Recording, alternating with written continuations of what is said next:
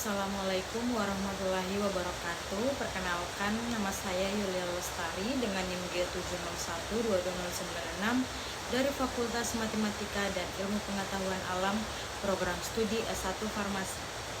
Pada kesempatan kali ini, saya akan menjelaskan tinjauan obat antibiotik yaitu tetrasiklin. Nah, video ini saya buat untuk memenuhi tugas mata kuliah kimia medisinal serta memberikan pemahaman menyeluruh tentang tetrasiklin baik dari segi sifat fisika kimia, biofarmasetika, hingga adminnya di dalam tubuh. Di video ini kita akan membahas secara lengkap tentang sebuah antibiotik yang telah digunakan selama puluhan tahun. Nah, sebelumnya kita harus ketahui apa sih antibiotik dan apa sih tetrasiklin itu? Nah, antibiotik adalah golongan senyawa antimikroba yang mempunyai efek menekan atau menghentikan suatu proses biokimia pada organisme, khususnya dalam proses infeksi oleh bakteri.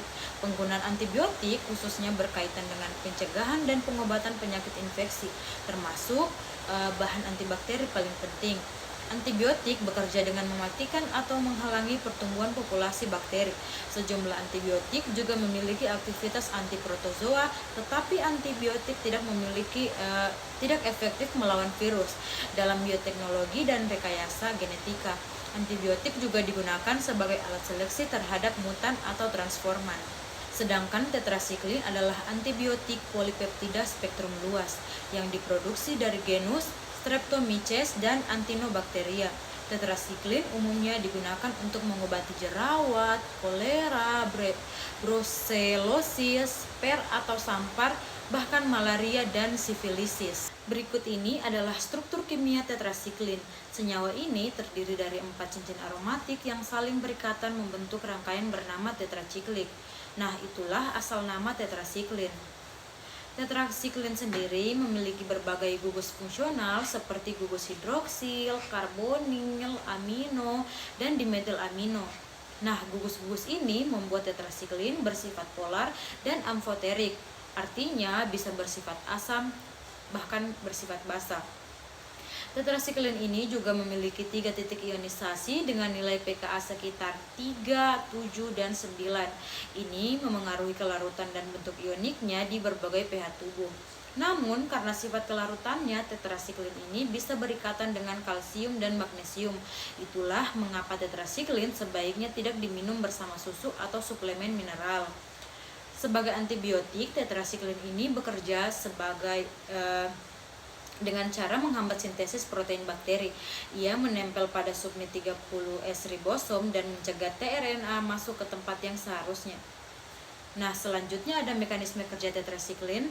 Nah, sedangkan mekanisme kerja tetrasiklin pada gambar tersebut, di mana yang pertama itu target utamanya tetrasiklin adalah ribosom bakteri, yang mana khususnya subunit 30S. Yang kedua, tetrasiklin bekerja dengan cara mengikat subunit 30S ribosom, sehingga mencegah pengikatan amino aktil tRNA ke sisi A ribosom.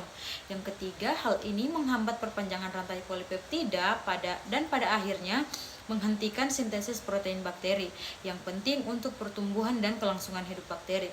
Sedangkan yang keempat, mekanisme ini bersifat bakteriostatik, bukan bakterosidal. Artinya tetrasiklin menghambat pertumbuhan bakteri, bukan langsung membunuhnya. Selanjutnya ada spektrum aktivitas yang mana efektif terhadap bakteri gram positif dan gram negatif, termasuk bakteri resisten. Contoh spesifik yang dicantumkan yaitu Cutibacterium acnes, diatasi oleh sareklin. Selanjutnya ada mekanisme resistensi. Yang pertama itu ada efflux pump, yang mana pompa yang membuang tetrasiklin ini dari dalam sel bakteri. Yang kedua ada ribosomal protection, protein pelindung ribosom yang mengganggu pengikatan tetrasiklin. Yang ketiga ada semisal inovaction. Selanjutnya yang ketiga ada chemical inactivation, yang dimana enzim bakteri yang menonaktifkan tetrasiklin. Yang terakhir ada tRNA mutation, yang mana mutasi yang memengaruhi target pengikatan. Secara biofarmasetika, tetrasiklin termasuk ke dalam BCS kelas 2, artinya kelarutan rendah membatasi absorpsinya. Meskipun permeabilitasnya cukup baik, ion logam seperti kalsium dapat membentuk kelat dan menghambat penyerapannya. Nah, untuk proses ADME-nya sendiri, tetrasiklin ini diserap sebagian besar di usus halus, tetapi penyerapannya terganggu oleh susu atau obat lambung. Ia terdistribusi luas ke seluruh jaringan tubuh, terutama ke tulang, yang menjelaskan efek sampingnya pada gigi anak-anak. Metabolismenya minimal, dan ia diekskresikan melalui urin dan feses. Sedangkan efek samping dan pertimbangan klinis, walaupun tetrasiklin ini efektif, tetrasiklin ini tidak lepas dari efek samping. Penggunaan pada anak-anak bisa menyebabkan diskolorasi gigi permanen. Oleh karena itu, penggunaannya perlu pengawasan ketat. Nah, tetrasiklin ini adalah antibiotik serbaguna dengan profil farmakokinetik yang kompleks. Dengan pemahaman mendalam, kita dapat menggunakannya secara lebih efektif dan aman. Baiklah, sekian yang dapat saya jelaskan. Lebih dan kurangnya saya mohon maaf. Wassalamualaikum warahmatullahi wabarakatuh. Bye-bye.